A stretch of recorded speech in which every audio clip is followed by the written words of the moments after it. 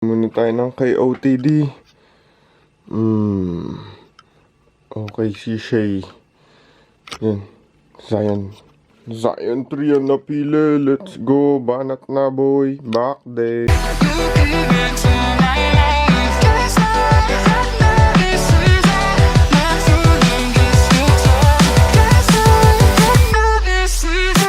This week's topic, physics update after 2 days na cheat day. Ayan, so, water refilling, heavy filling. So, nag-all out ako kasi madami pagkain. Sayang naman kasi matapon ko yung Holy Week. Kaya ako magsayang ng pagkain. Kaya tinapon ko sa tiyan ko.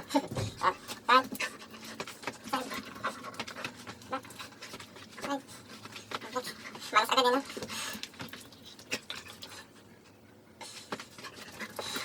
Sabado de Gloria ngayon, boy.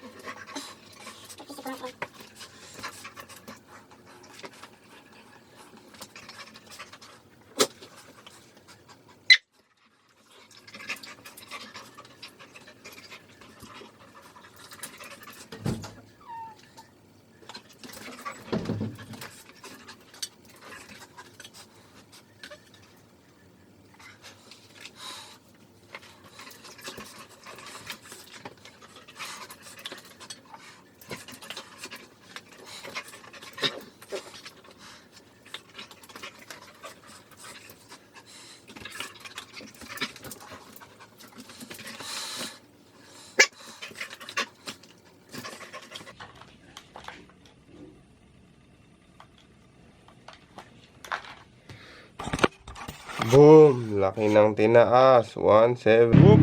What's good, boys? Another week, another vlog. So, pumapayat na tayo. Das, bumaba na yung buhok natin. Kailangan na natin magpagupit. Ay, di kita. Oh, gawin mo. Yan. So, oras pa lang. Ang aga pa. 5:58 pa lang. Yan. Bakasyon na ng mga bata. So, nabawasan na yung mga traffic dito sa daan-daan, boy.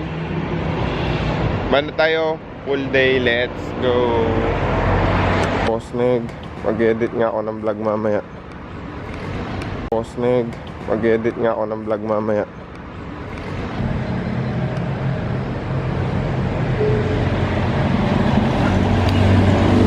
Mud, sweat, and tears, let's go!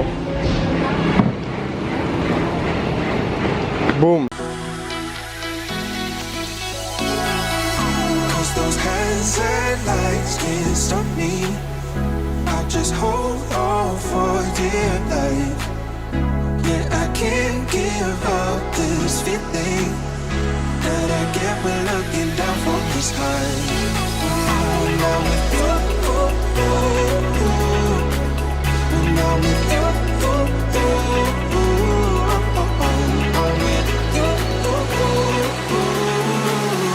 that I get when looking down from this high.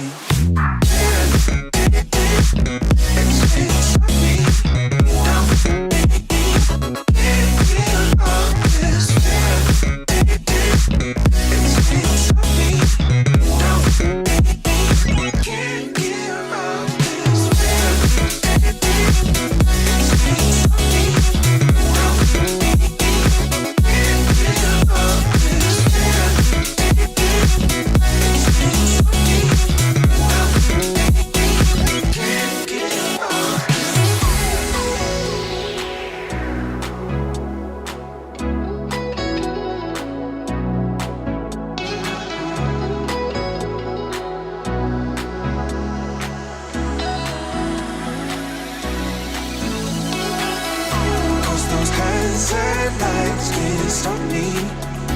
I'll just hold on for dear life. Yeah, I can't give up this feeling that I get when looking down from the sky. When I'm with you, when I'm with you,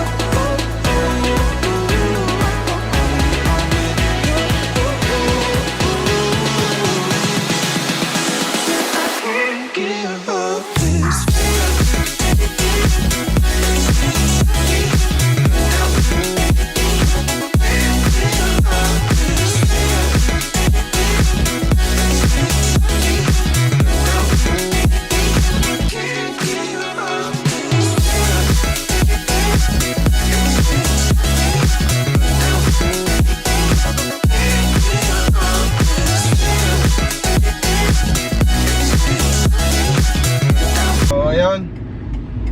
Feeling ko ano boy, yung gising ko pangit. Parang feeling ko extra bloated ako. Kasi kung napanood nyo yung last video, nasabi ko nga doon na napa-cheat day tayo ng sisig tsaka rice doon sa katabing bahay. Kasi graduation nga nung inaanak ko boy. Pero no regrets naman. Medyo pangit lang yung gising ko kasi feeling ko bloated ako. Rice and konting rice, konting sisig lang naman yun. Pero medyo pangit. Hindi nasanay yung tiyan ko na ano, konting foreign food lang sa tiyan ko na mapapasok. Ano, parang sumasakit yung tiyan ko. Nasanay na siya sa same meals everyday. So yun, it is what it is. Kailangan na lang natin ulit magpahinga or palipasin yung oras para mag-heal yung katawan natin. Yan. Medyo, yung buhat ko okay naman, nakapag-perform naman ako na maayos. So, progressive pa din or nagpo-progress pa din kahit pa konti-konti. Yan, nakita nyo yung bent over row ko na reverse grip. Yung first set ko 2 plates yun, weight niya 2 plates. So medyo ego lift tayo doon, 6 reps. Kaso pangit yung form, kaya binalik ko doon sa 1.5 plate yung ginawa ko.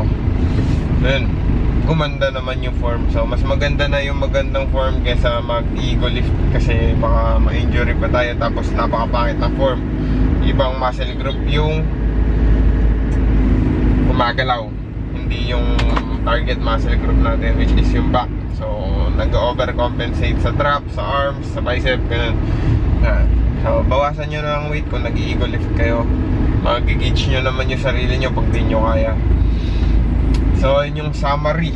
Kahapon napakain tayo ng extra, siguro mga estimate ko 500 calories. Tapos napasama pa yung pakiramdam ko. Tapos dun sa end clip din nakita nyo yung physique update ko. Yun nga, na parang medyo bloated yung feeling ko, medyo mataba yung feeling ko. Though mataba pa ako boy, pero mas mataba pa yung feeling ko. Ayan, kasi nga masakit yung tiyan ko, hindi ko maayos yung pag-flex, tsaka watery, yung water retention. Syempre kapag napakain ka ng extra calories dun sa daily intake mo, normal na medyo magtutubig ka or magkakos ng water retention yung ganon. Ayan, lagi nyo tatandaan yung mga mental aspect ng bodybuilding. So lalong lalo kapag lean kayo, madaling parang ano tawag dun, yung katawan nyo madali siyang parang madisgrasya, ganon. Madali siyang magbago, mabilis yung changes. Yan, napakahirap naman i-word, hanapin ng word. So ganon, kaya kailangan lalo kung naka-prep is mag-iingat boy, okay?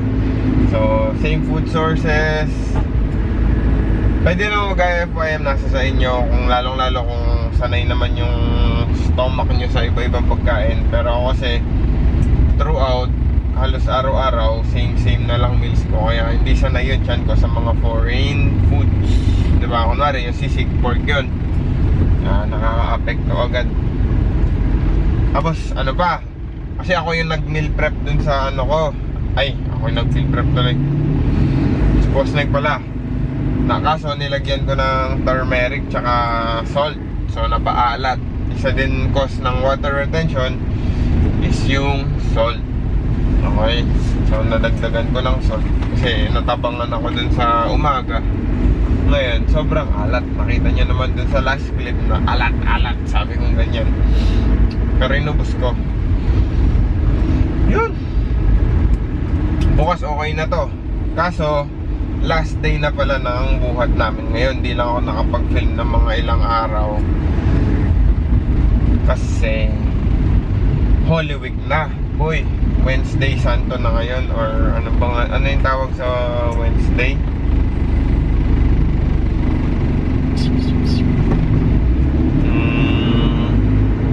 Hindi naman Ash Wednesday eh.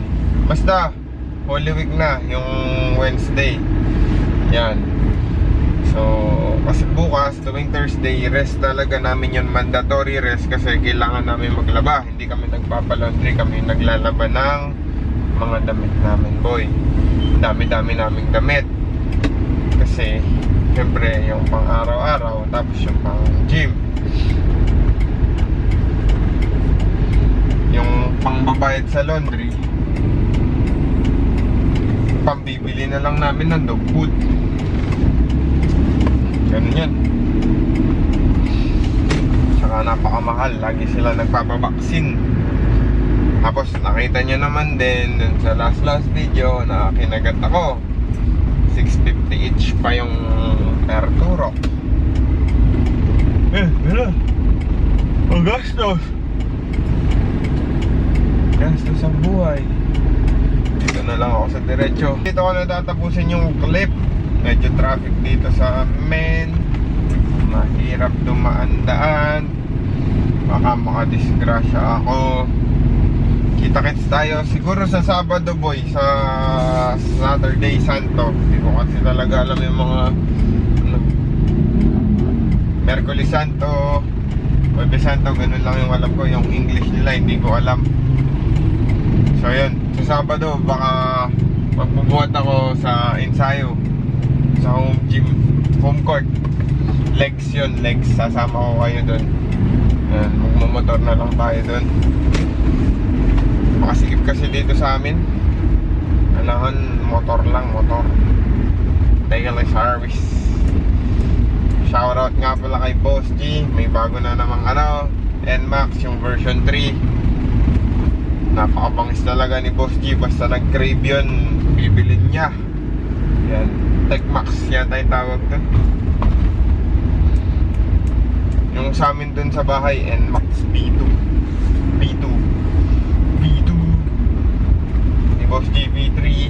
Tapos na-try niya na rin yung ADV. Ngayon na ng Boss G, ang daming pera. Tapos araw-araw steak pagkain nun. Steak tsaka pares, sinusuperset. Yan. Ano ba ba? Shoutout din kay Kuya Gart. Di ba nang babalita pero reset na daw siya. Di na muna daw siya lalaro ng May. Kasi 5 weeks out na lang yung WNBF. Baka pag pumayag siya, panoorin na lang, tulungan na lang namin si Kyle Gorayev. Siya yung lalaro. Kung kilala nyo yung sila Alaysa Valdez, ganyan. Yung papa ni Kyle, kina-coach yun. Alam ko. Yan, papa pala ni Kyle yun kasi client ko din yun si Kyle. Papasag na din siya. Or basag na din pala siya. Yan. Si Alaysa Valdez lang kilala kong kina-coach nun eh. Kasi yun lang yung sikat na dati. Kasi si mama mahilig yan manood ng volleyball. Mama ko. Kaya natanong ko sa kanya, ma, kilala mo yung si Coach Gorayev? Sabi ko ganyan. Tapos sabi ni mama, oo, yung mga kina-coach nun sila Alaysa Valdez. Tapos nagbanggit pa siya ng names. Do, nakalimutan ko na. Siyempre hindi naman ako masyadong napapasulyap lang ako dun sa TV. Tsaka yun, yung Lasal tsaka Ateneo lang naman yung pinapanood nun, di ba? Ayun boy, wala nang kakwenta-kwenta yung topic natin. Oh.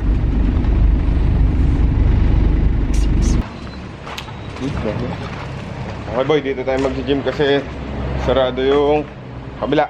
Saan kami nag-gym? Kainit. Oras 3 PM. Yan, para may pag-out ni Boss Neg sa work, sabay na kami. Kasi sasakyan, napakainit boy. Yan. So, kakagising ko lang from power nap. Tapos uminom ako whey coffee. And then, larga na agad. Tignan nyo boy, napakalikabok na sasakyan. Tapos siya lang mag-isang nakapark dyan. Kasi, mainit pa. Mamaya pa yung mga tao. So, ganyan masarap mag-bot yung wala masyadong tao. Leg day tayo ngayon. Kailangan natin i-sweat off yung cheat day calories. Tara, let's go.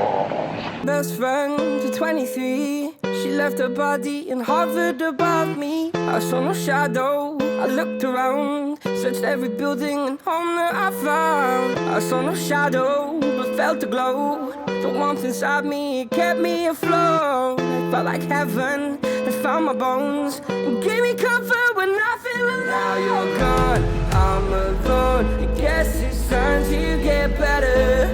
Through the pain, I will go alone.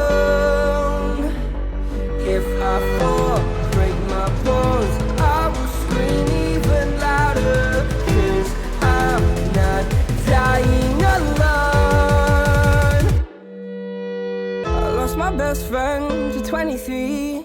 She left her body in Harvard above me.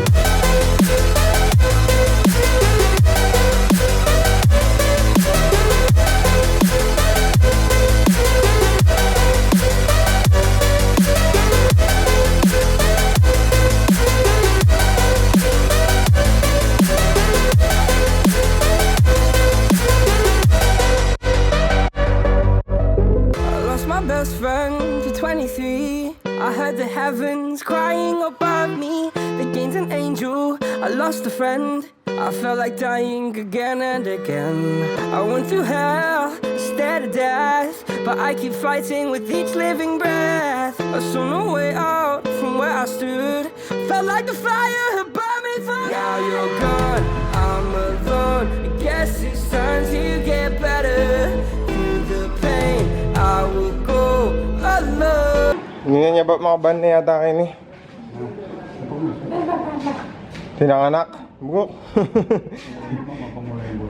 Kabud na kami kaya anak.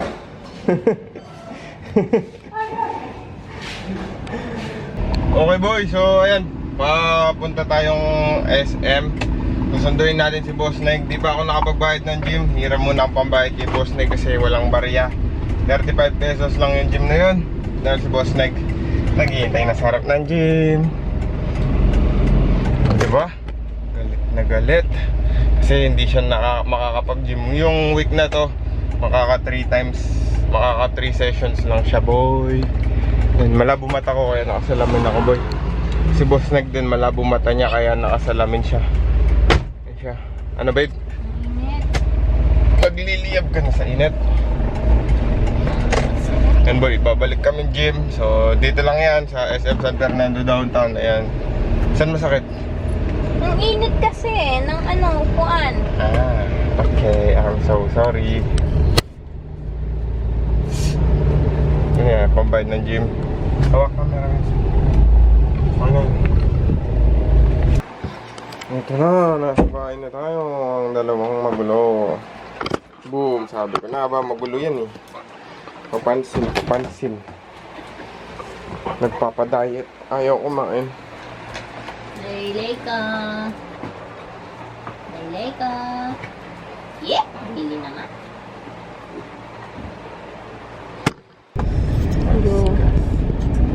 Okay boy.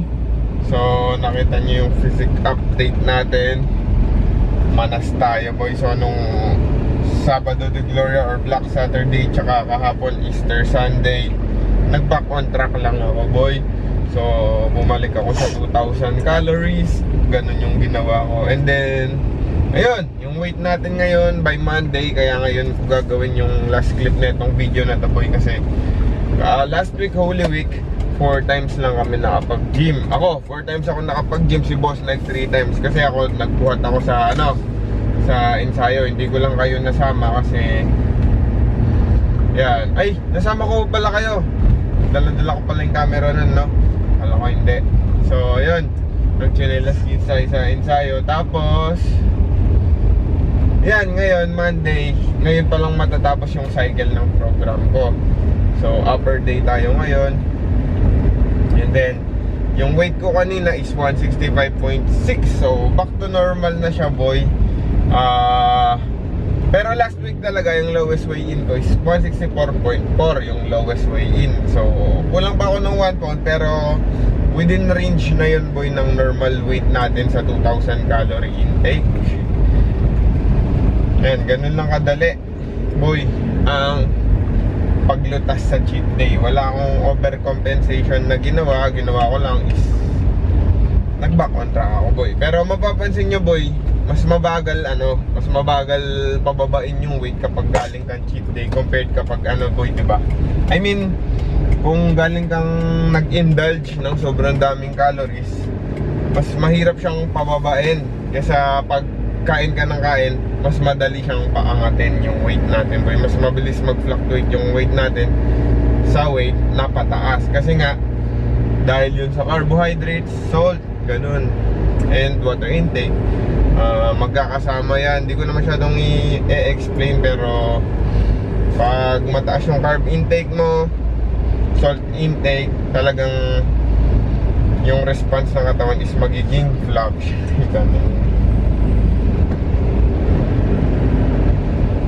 Ano ba din? So ayun, magiging fluffy talaga yung katawan mo. Yan. Partida ay hindi, kumain pala kami ng sobrang mamantika, boy. Tas ang sama pa ng pakiramdam ng tiyan ko. Ikot ng ikot for siguro 1.5 day bago bumaling. Parang kinakaukaw kasi napasobra kami sa pork. Nag-pork ba naman ng Biyernes Santo? Sisig tsaka lempo.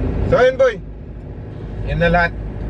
Kita kasi lang tayo sa upper day. Doon na matatapos, ay sa upper workout, film ako ng konti. Doon na matatapos na yung mga clips.